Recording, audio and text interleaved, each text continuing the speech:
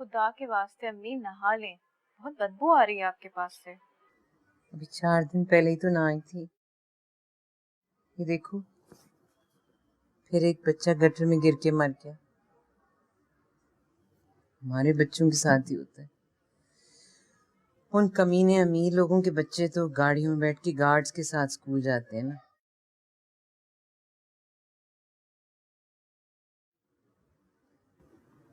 सुनो, अलमारी से अपने सारे कपड़े निकाल कर उन्हें धूप लगवा दो। हर तरफ दीमक फैल रही है घर में। कहाँ है दीमक अम्मी? तुम्हें नजर नहीं आ रहा?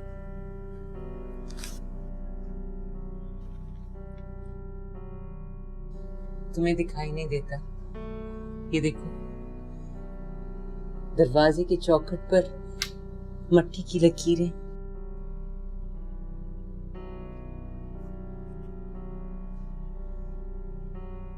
हमाद से कहना फ्यूमिगेशन करवाएगा, या दवाई मुझे लाकर दे दे, मैं खुद ही मिट्टी के तेल में मिक्स करके लगा दूंगी। मैं कह दूंगी अम्मी। अम्मी, मैं कह दूंगी, लेकिन अभी चल के कपड़े चेंज करें? नहीं, जिद नहीं करें ना। बोलिए, देखिए कितना अजीब सा हो रहा है आपका। मैं कमरे के अंदर जाऊंगी तो फिर तुम मुझे दोबारा से लॉक कर दोगी। नहीं करूंगी, प्रॉमिस। मेरा दम घुटता है इस घर में। 1 साल हो गया मैं बाहर नहीं गई। ठीक है, आज भाई आते हैं ना, मैं बोलूंगी आपको लेके कहीं बाहर चले, लेकिन पहले चल के गुड़िया तो ठीक करें। कौन से कपड़े पहनेंगी बताएं? गुलाबी वाले, कामदानी वाले। अम्मी, वो आम पहनने के कपड़े नहीं है।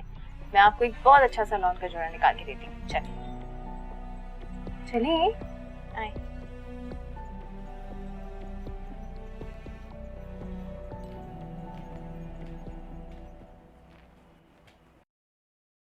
सुबह बैंक नहीं जाएंगे आप? 1 हफ्ते की सिक लीव ले ली मैंने। बजाय इतना परेशान होने के, बाहर के दरवाजे का लॉक भी बदल देते हैं हम।